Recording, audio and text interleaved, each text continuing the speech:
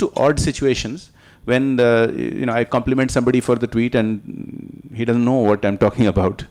Something that he's supposedly tweeted.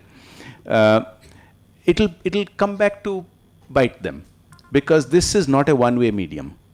It's not like you mastered the television studio, you go and give your one-liners and you have 1 million people listen to you. This is a two-way medium. And people will adapt. Those who haven't adapted today, in coming years, they will adapt. By the way, even though the Prime Minister doesn't personally handle it, you'd be surprised how well aware he is of what's going on his timeline. On a couple of occasions, he's mentioned that this tweet happened or that tweet happened about somebody else's timeline. So it doesn't matter whether you do it yourself or not, you have to be engaged with it yourself, and it has to be two-way. I scan through all my timeline. I look at everything just very quickly, and some of them I engage with a bit more and respond to. It's not physically possible for me to respond to each and every one, but I respond to the major themes that are developing during the day that I'm engaged with. May not be to every respondent, but if I'm engaging with a dozen themes during the day or half a dozen themes during the day, like a bail happened or something else happened today, then I will respond on that issue, not necessarily to every respondent. Does anybody else want to answer? Yeah. The second part of the question, You want me? The first is identical to Mr. Panda, because I handle it myself. And for the simple reason, I'm very possessive about it, because I think what I can think and write and respond, others can't get into my mind, and it has to be done by the person, by me only. But when you say who should the people go to, obviously people have voted for whoever, and they have certain expectations and faith in that person, and that person is trying his or her best to address the issue as well. But there are limitations also which need to be somewhere. I actually told one bureaucrat that if you don't respond to my request now, after 19 letters, I will be running a Twitter campaign against you. I will actually put out every letter one day, and if I will say that this is what you do to an MP's letter, what must you be doing to a common man? And finally things got sorted out, but not completely. But this is how you need to use this medium as a threat also at times, because you see, you must understand in the governance structure, very, very difficult to say, okay, I will not fix this because it's not my job. I can't do this because it's not my job. They think you are an MP and everybody else falls under you. Now, if a particular bureaucrat who's been set up, and there are inter-C politics, A party, B party, C party, etc., goes on, and that affects the governance of a city like Delhi, people who have voted for you expect you to be responsible. You take that responsibility very seriously. But if somewhere in the system things are not happening, then you have to use your threat methodology as well. No, I've got a little different perspective which I'm asking. That's Sir, the last इसके one. बाद चलते हुए बात करेंगे. When we leave, I'll talk to you. Who will correct the system? That's the question. No, of course, everybody will correct the system. Each one of us will correct the system. Just one question. Yeah, my name is Praveen Sharma. I have got a question in respect of net neutrality debate which is going on. Whether there are really two sides to the debate of net neutrality, because no, I'm talking in terms of the concerted campaigns. How does that impact the social media campaigning? 1 million responses go, 2-click responses which go. Whereas if you see the significant fact, if you see the responses of both sides agree that there should be some principles on the net neutrality which should be applied within the country. So this is how the social media sometimes gets used. Why? Because there is no accountability on the use of the social media by an individual.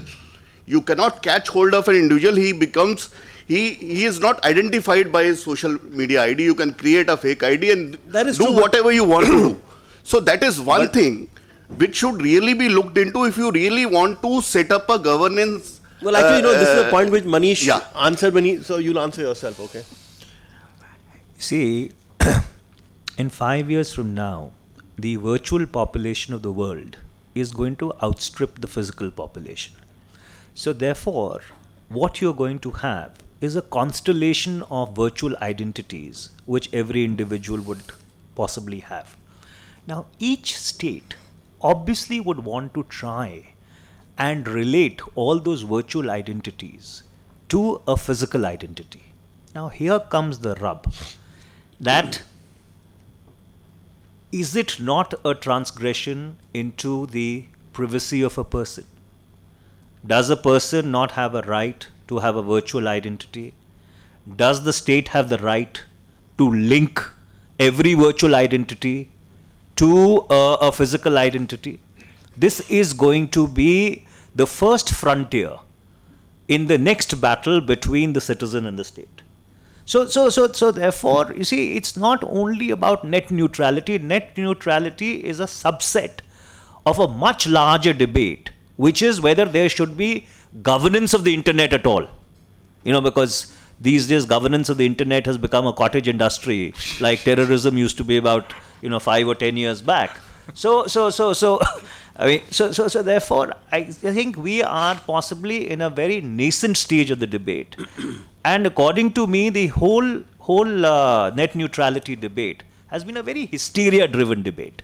There is, it's much like, the debate between the MSOs and the content providers in the broadcasting space. So I don't want to go into greater detail, but what you are really looking at is a much larger fight which is going to come in the years as to whether the citizens are going to cede the right to the state to connect every virtual identity to a physical being.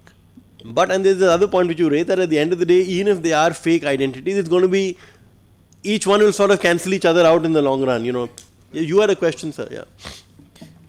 Yeah, my question is very simple. This is the last question, and I think, and then Virat has one question. Yeah. Yes, sir. We are talking next gen, but what about our school going children and teenagers? I think all this is a technology very lethal and double-edged. Do we have any law globally or nationally so that we can control it? Because this is full of pornos and all types of things are there. So how to regulate this thing? What?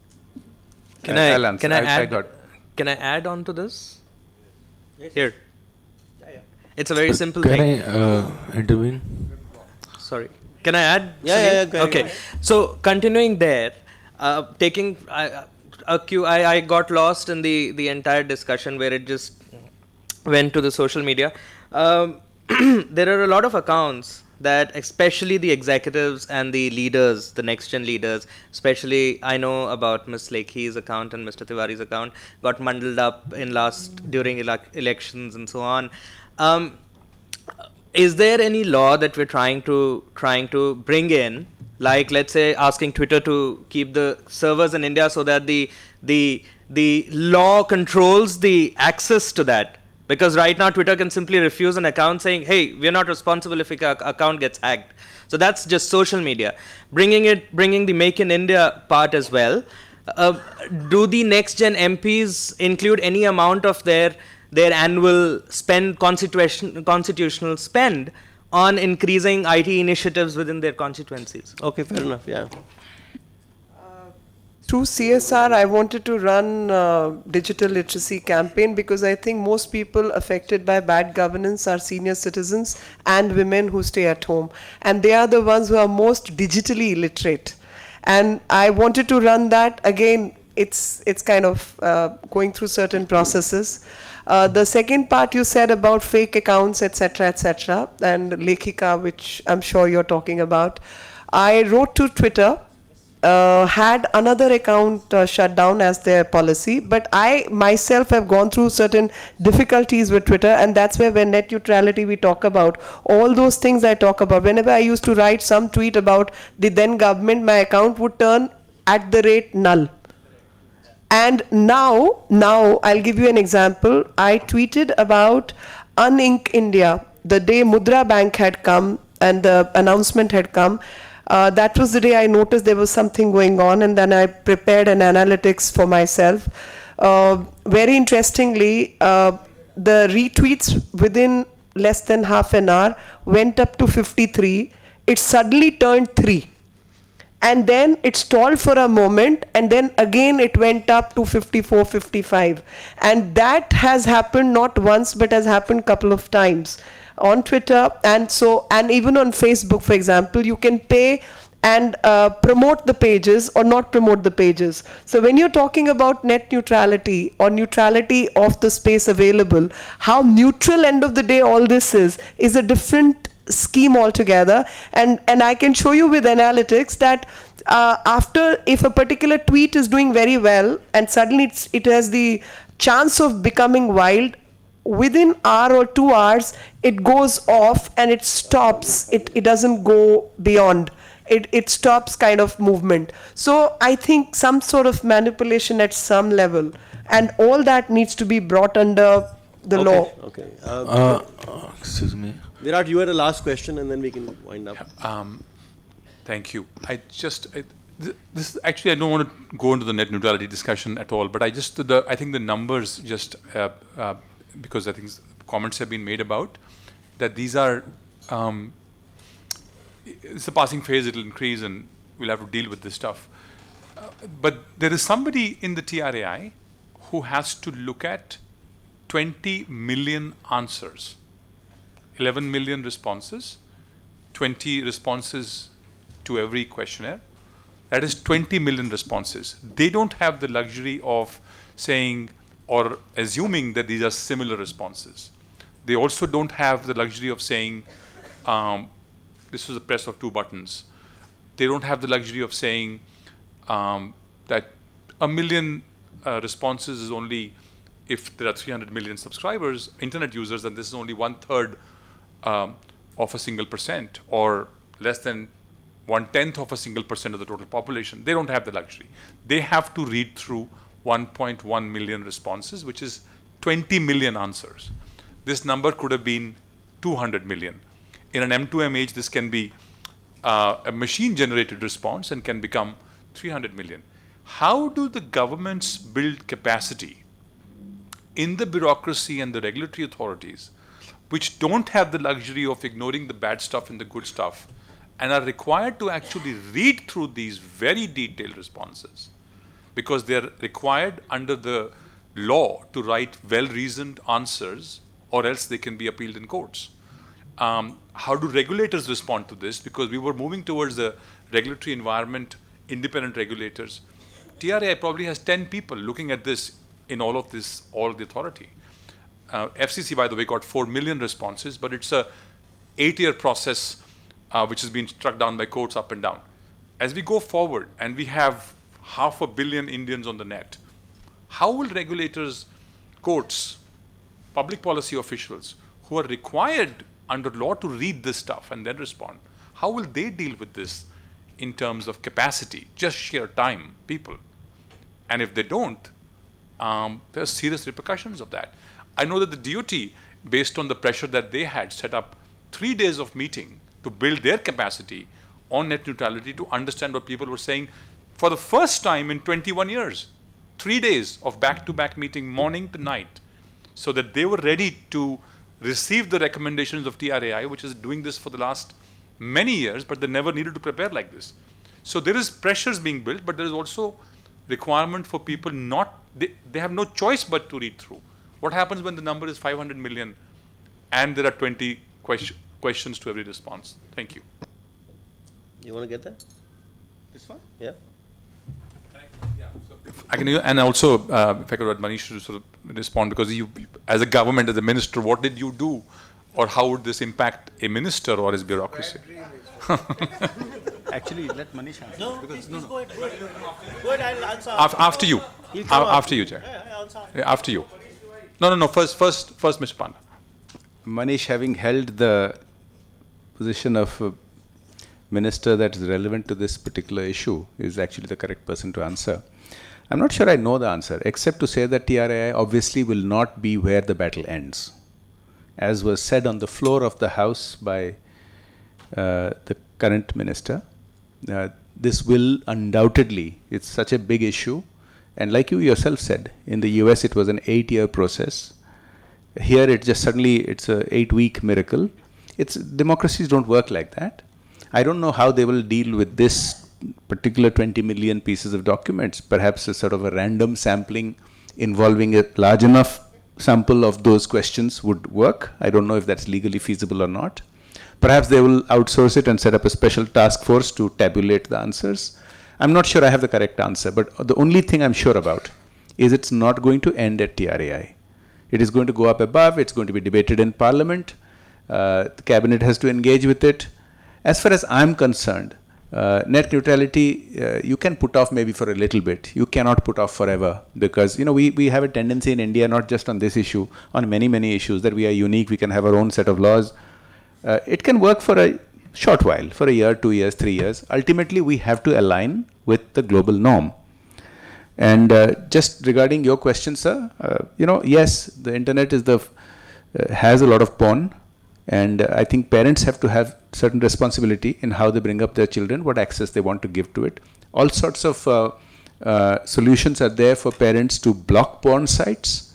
Look up something called Net Nanny, the oldest and the most famous of the lot. As far as regulations go, it's an evolving subject. We've had this whole battle about freedom of speech and 66A being struck down. So unless somebody is actually, threatening people online, making objectionable remarks is no longer a crime. And that is again in line with what many people on the internet think ought to be true. And finally, regarding your question about whether those servers should be forced to come to India, we are a big enough country that we can sometimes push our weight around. But the reality is already, even without those servers being in India, India has, I think sadly, the record of being at the top end of the countries that require maximum posts to be taken down either on Facebook or Twitter or some other. There was some statistics out a couple of weeks ago. India ranks not among the best democracies, but among the most repressive regimes in terms of asking for posts to be taken down. And I'm not sure that's a trend that we really want to encourage. The posts, actually, would like to correct you, are mostly legislative-driven posts. They have nothing to do with the common man. So unfortunately, the ambit has to be increased because the common man does not have access to taking down of the post. Even if I give an FIR, I will not be heard. So that's only because you have the comfort of being a legislator and reaching out to the right party. No, I've never reached out to any right party. This is a matter of principle that I stand on, and you'll see my track record on this. Okay, Manish. Can I just qualify saying this is just qualifying saying it's not net neutrality. The insurance regulator could get 200 million responses on what should be the premium for a term policy or how should be decided. How will they deal with this volume? Sir, whenever such things happens, it can be an objective type of question like civil service examination. Okay, Manish. No, I think you're right. There is a problem of capacity. And there is a problem of capacity both within government and regulators. Unfortunately, in this particular instance, maybe Mr. Khuller will just have to speed read. And he's very good at it. So, therefore, or his successor would do that. But you're right. There is a very serious capacity issue within government, and government will have to, sort of come up the learning curve very, very quickly on that. But there's another issue as to whether you require a telecom regulatory authority of India or not. So that's a completely different debate. Okay. I think actually the debate that we should have is whether we need to have a minister of communication and leave it with the regulator actually. But that, as you said, is another debate. Thank you very much. Yeah. In US itself and Europe, and especially European Commission, is debating this subject very deeply, and especially with respect to Google, Twitter, Facebook, etc. And I think we need to import a whole lot from that debate into this country. I thought we've already decided on if you look at the discourse within your party and your government, they seem to have decided, but anyway. No, discourse on neutrality is there, but of course it has to be neutral. There cannot be debate on it, but how it has to be brought out and how to handle all these mediums, you I just thought I should be allowed to have one little dig, but Virat, you have the last word. Been taken care by the Competition Commission, just to mention that. Thank you. It's my pleasant duty to propose a quick word of thanks here, Mr. Tiwari, Mr. Panda, Ms. Lekhi, Mr. Verma, Mr. Sunil Jain for anchoring this session. Thank you for your scintillating thoughts and a range of views. I think this was really something that we wanted to do as a change from what we normally do, which is listen only to industry leaders and business meetings. So thank you for making the time. I know the Parliament finished. Some of you had to rush back. You stayed on. We are deeply grateful for the time that you have given.